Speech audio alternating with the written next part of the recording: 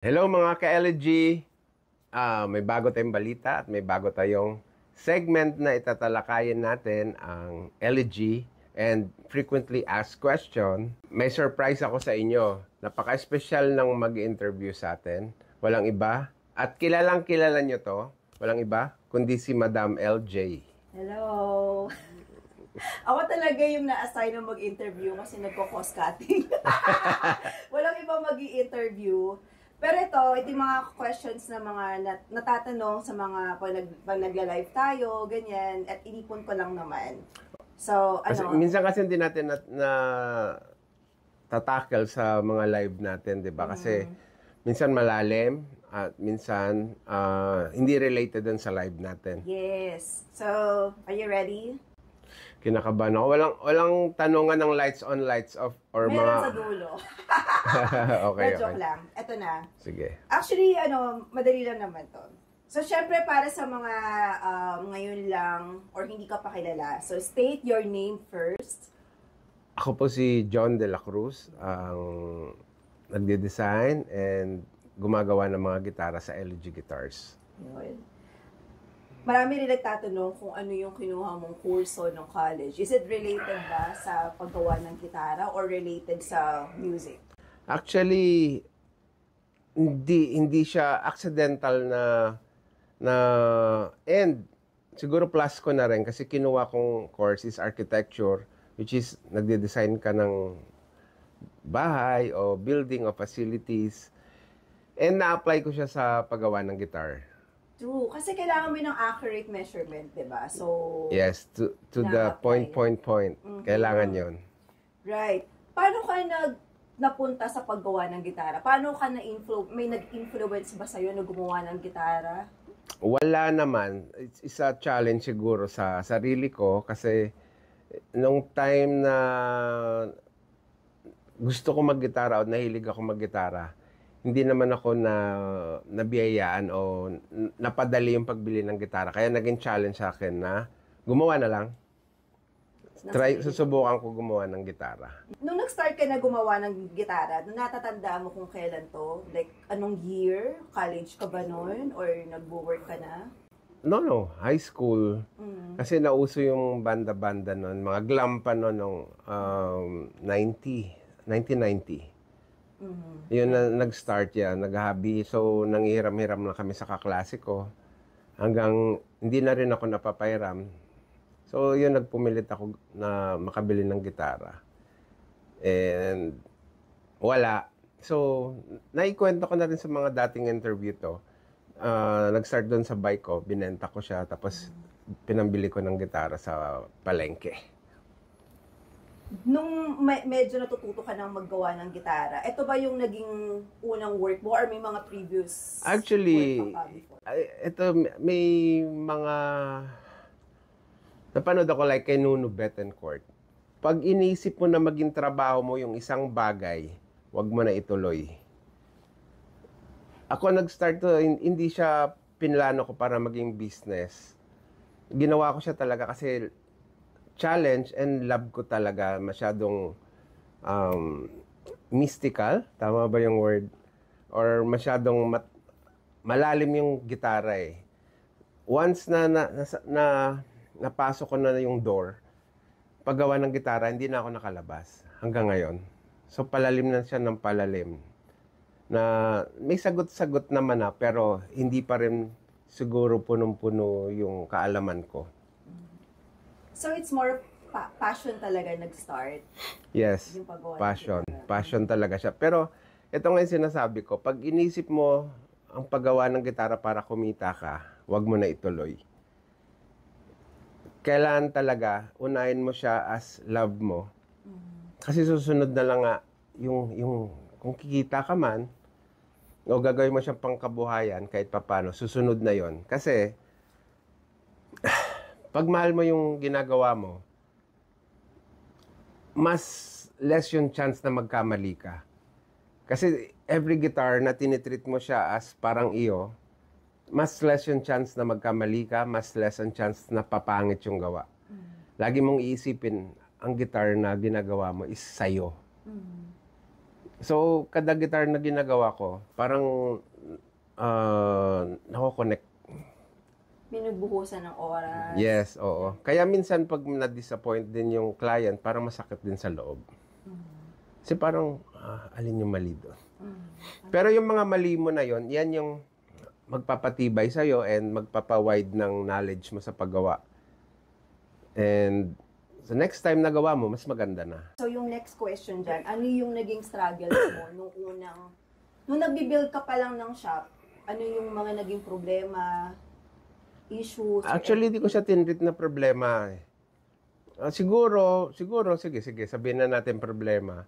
Yung mga supplies, tools, since Pilipinas, hindi naman tayo nasa US o nasa Japan, kahit yung mga local tools natin, medyo hindi talaga siya, makakasurvive ka, pero yung quality na gusto mo ma-achieve is hindi. So, yung mga unang-unang kita ko kahit maliliit, nabubuhos din sa pambili ulit ng guitar. So, siguro bago ko naramdaman na kumikita din yung paggawa ng gitara, mga 10 years. Kasi nag-roll muna nung nag-roll yung pera ko, pambili ng tools, pambili ng supplies. Like ngayon, nagugulat ako sa ginagastos ko kahit liha lang. Dati hundreds lang. Dati yung strings pa nga lang pag bumibili. Pag bumibili ako dati ng strings, dalawa lang. Tatlo, apat, ganyan. Tapos, okay lang kasi yun na naman talaga customer mo eh. Isa, dalawa, tatlo. Ngayon, box ng bilis pa rin maubos. Yes. Kung di man box, 10. Oo, mag-start ka talaga sa zero. Walang overnight gagaling ka sa paggawa ng gitara. You have to invest on your time. Sacrifice ka minsan sa loved ones mo kasi minsan madaling araw na gumagawa ka pa. Pasalamat ako na naintindihan na minsan ka lang mag-overtime at naintindihan niya na naging parang bread and butter na rin talaga. And marami rin tayong staff na syempre umaasa din dito. Kaya yon. Ito naman ngayon sa ilang taon na, parang masasabi mo kailan talaga parang nasabi mo na ito na yun, hanap buhay ko na to. Kailan kaya yun? Mga 2012. 2012 na. Matagal. Isang dekada at least, minimum mo talaga mag-invest sa kahit ano. Para saan? Kahit yung paggigitara mo, hindi ka gagaling overnight. Walang ganon. It takes years and years talaga na practice. And dapat pagbubuhusan mo ng pagmamahal. Hindi pwedeng iisipin mo, as business, pupusta ko sa inyo, malulugi ka. Kasi lahat na binibilang mo eh. Bilang. Pero yun yung key sa business. Kaso pag naging gano'n na, minsan madidisappoint ka. Kasi, mas marami na akong gastos sa tools ko. Kasi yung kinikita ko, dapat wag mo iisipin yun. Isipin mo na, kailangan ko to kasi para maging mas maganda yung quality ng gawa. So, kung napansin nyo, minsan, kailangan ko talaga mag-invest every year. Nagpapalit kami ng tools, papalit kami ng kung ano-ano para mas ma-improve pa yung paggawa ng gitara. Yan. Sa loob ng mahabang panahon, syempre, nagkaroon ka na rin ng mga famous, mga artista, mga banda, o sinasabi natin mga sikat na mga ng mga kliyente. Paano nag-start yun? Paano nag-start na nakikilala ka na? Kasi even before ka mag-vlog nung 20... Early diba? pa. Earlier pa, nandiyan na sila eh. Yes. Paano nag-start na nakilala ka na nila? Wala silang choice, hindi. Hindi, siguro kasi parang yan, parang pag tayo rin kumakain sa restaurant, di ba? Gusto mo mag-try dito, mag-try. Hanggang nagkaroon ka ng parang... Repeat customer, parang ganyan. Na-atom ka dito sa restaurant na to, masarap magluto. So, syempre, lahat naman kami na gumagawa. Kahit sino namang shop, wala naman na shop na para magtayo para manloko. Wala naman sigurong ganun. Lahat naman, kahit sino kahit sila mang-ari, kung sino-sino pa mga, mas nauna pa sa akin, mga respeto sa kanila, kila namang Jun Castro, yan. O itong mga present, like sila Mike Season, kung sino-sino pa, yung mga tao dyan sa ibang shop. wala naman siguro pumasok sa business na to para manloko ka. So, yun yung ginawa ko din, yung formula na kailangan, gitara ko to yung ginagawa ko kahit sa client. Para ma-deliver ko o mabigay ko yung best ko dun sa gitara. And, yun, natuwa naman, bumalik-balik, syempre may mga friends din yan. Doon nag-start. Word of mouth. Word of mouth. Kasi noon, di ba hindi pa naman uso talaga yung Facebook 2012? Friendster pa. Hindi, early, may Facebook na yon pero hindi pa siya ganun kasikat. yeah, mas early pa ako nag-ano ng Facebook ko, pero hindi ko siya nagamit para promotion ng shop. Mas lamang sa akin yung word of mouth and recommendation din talaga ng mga natuwa. Siyempre, wala naman perfect. Meron namang hindi matutuwa sa'yo o, di ba? Hindi naman 100%. Pero, siyempre, palagi is bibigay natin yung best natin. Since marami na nga nagiging kliyente na sikat, famous, anong masasabi mo sa mga taong nagsasabi na, ay, panay sikat lang naman yung gusto ng LG. Yun lang naman lagi nilang gustong maging kliyente. Ano yung masasabi mo sa kanila? Siguro, ano na yon, plus na yon or bonus mo na kung may sikat. Kasi natural naman na yung manonood sa mga live mo o yung mga videos mo is ipapanoorin lang is interesting.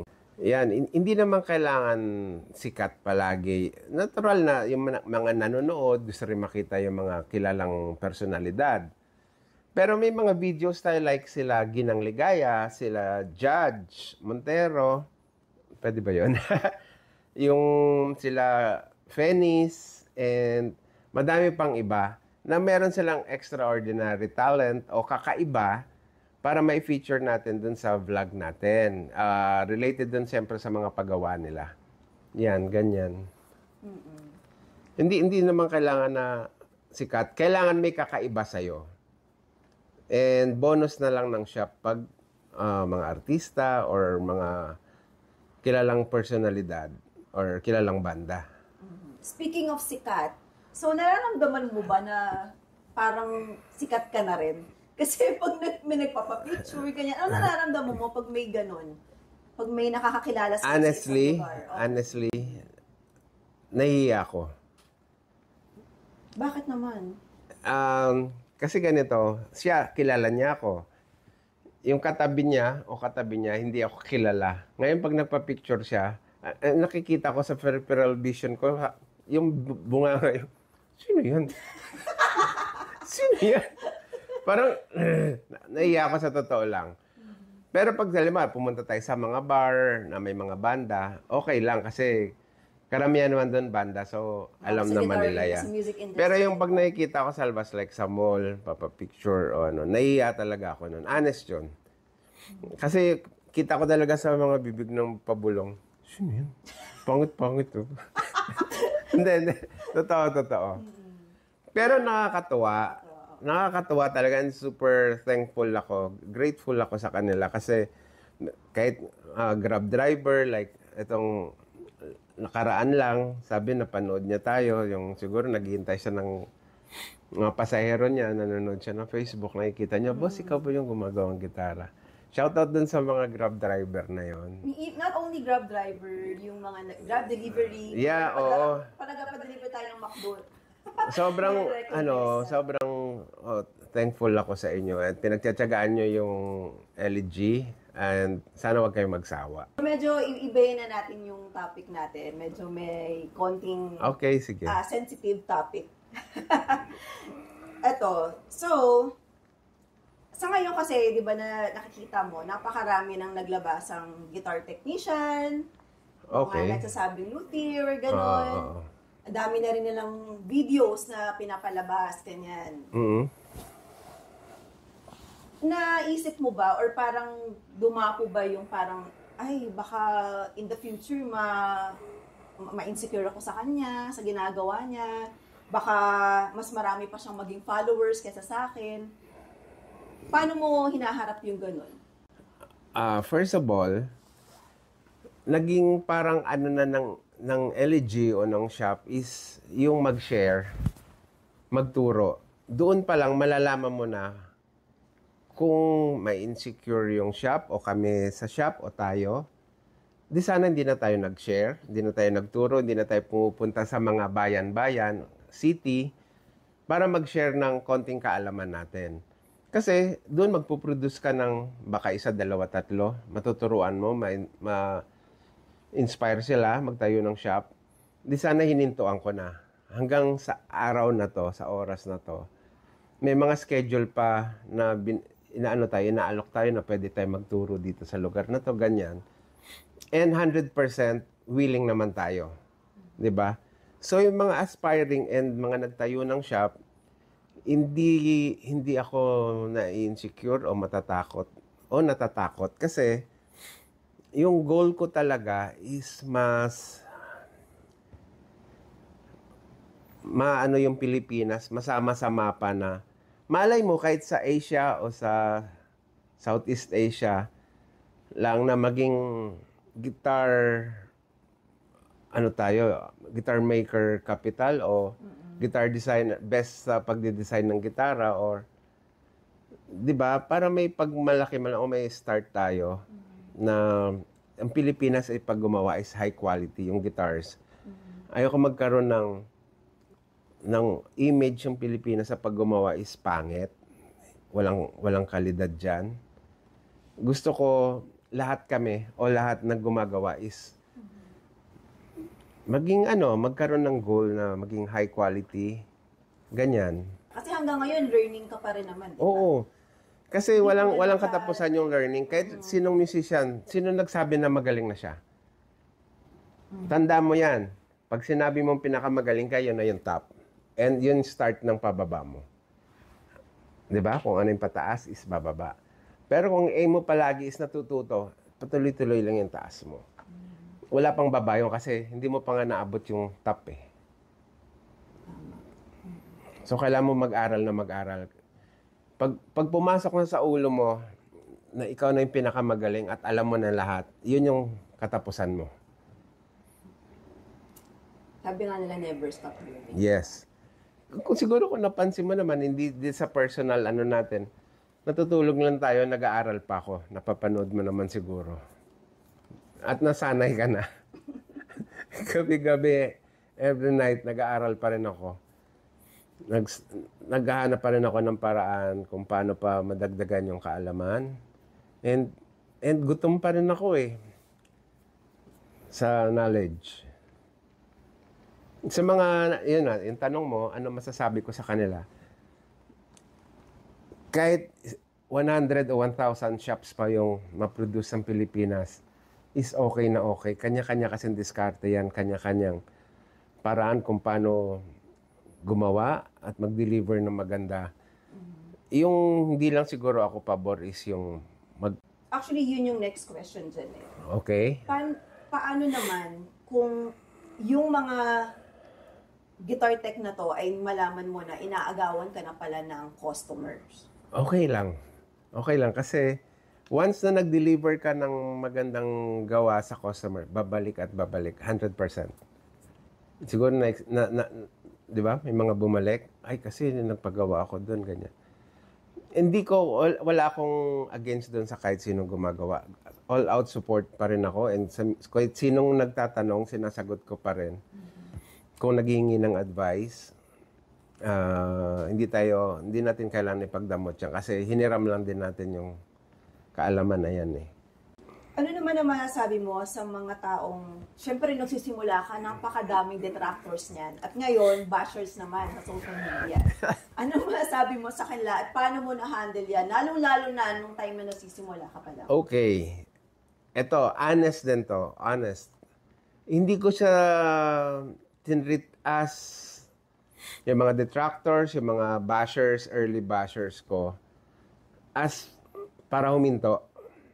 Ginawa ko siyang fuel o ginawa ko siyang nitro o pagkain ko para ganahan pa ako gumawa. Kasi like yung mga unang nag-bash sa akin, nagpapasalamat nga ako sa kanila kasi sila yung naging parang hindi ka pa magaling. So saan ako yung nakita niyang hindi magaling? Sa pag ganito, ganyan.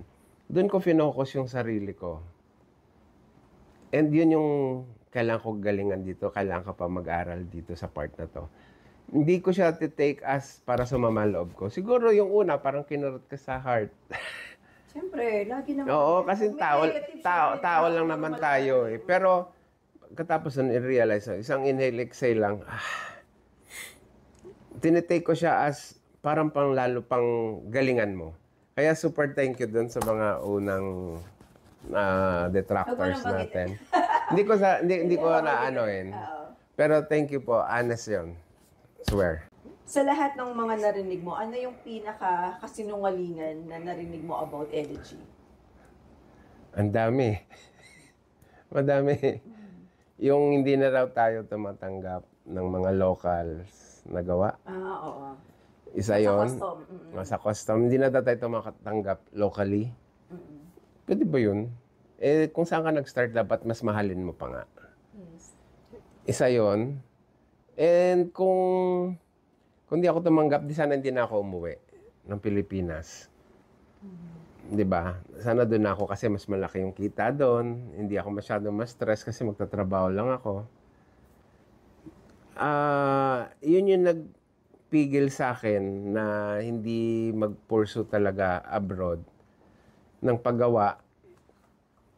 Kasi yun nga ni-start ko kasi, babalikan ko, atras ko ulit sa day one ng pag-start ng paggawa ko. Ba't ba ako nagtayo naggumawa ng gitara? Is para masama man lang kahit konti sa mapa ng paggagawa ng gitara ng Pilipinas. Which is naumpisa naman yan ng mga dating mga gumagawa pa like Lumanog, yung mga Cebu. Pero hindi ko na alam ano nangyari. Kasi iba yung ginagamit or gagamitin sa international scene or music scene yung gamit mo. Kaya ka nagpunta ng NAM noong 2016? Actually, pangarap ko yan earlier pa.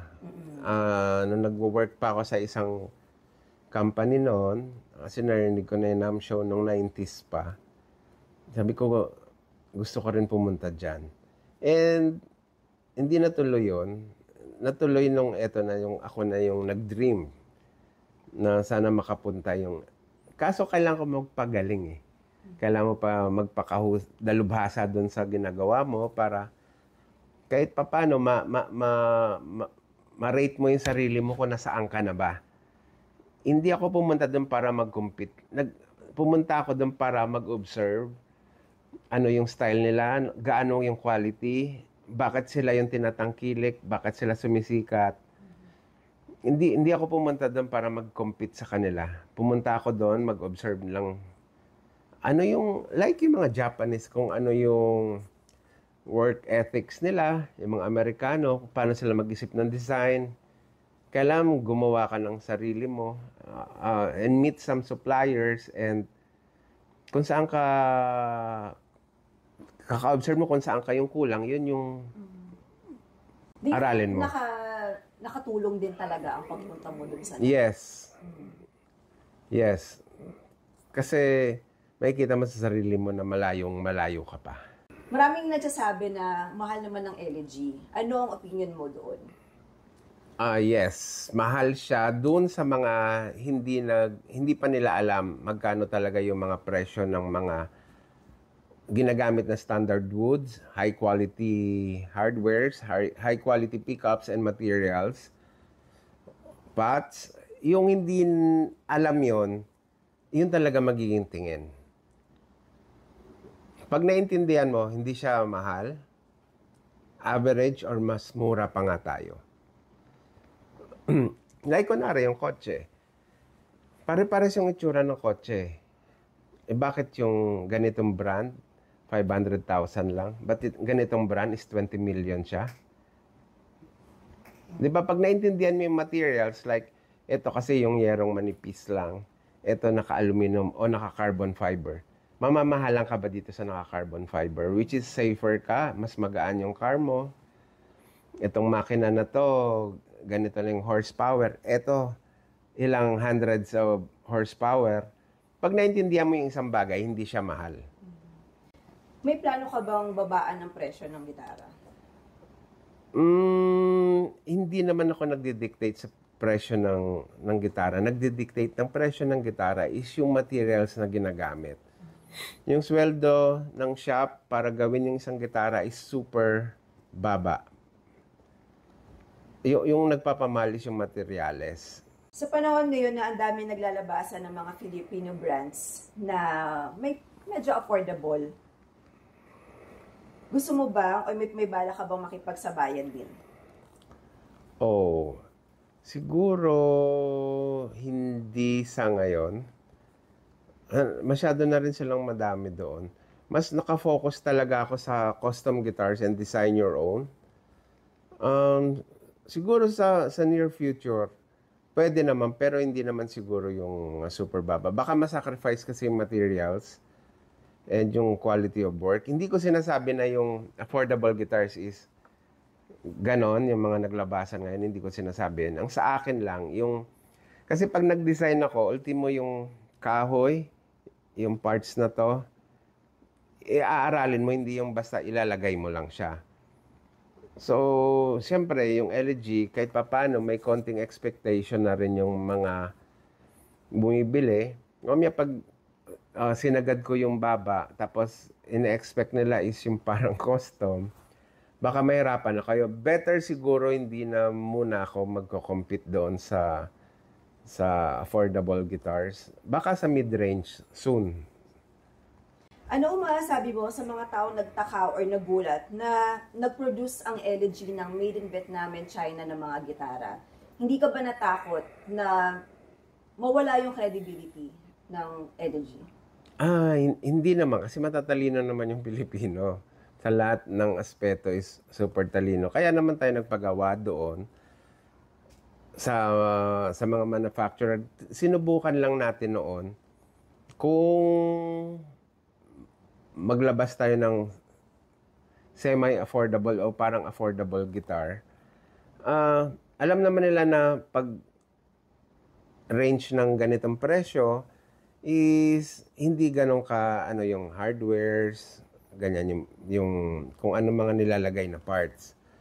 Expected naman na nila yon. So yung sa LG naman kasi kahit saan naman tayo magpagawa pwede naman tayong pagawa sa US. Which is pwede pero magkano naman yung presyo? Baka hindi rin nila sa karamihan hindi nila ma-afford. So kailangan natin magpagawa dun sa mas mura yung labor and kaya i-deliver yung ganitong quantity na hindi ganun kamahal. Anyway, kung ganun naman kasi nangyayari, pagdating sa shop, bago natin i-release, sine-check talaga natin thoroughly lahat.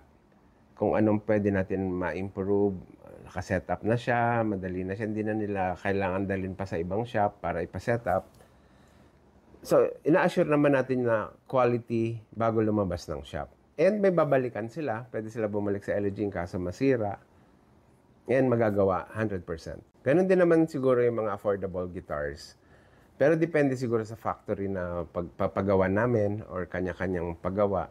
Kaya lang ma-check mo thoroughly talaga and dapat double check yung design. Ayun. Importante meron tayong shop na magsiserve ng totoong warranty para dun sa mga nilalabas nating production guitars. May plano ba ang LG na mag-expand o magkaroon ng production? Honestly, yes. Pero sooner or later pa yon.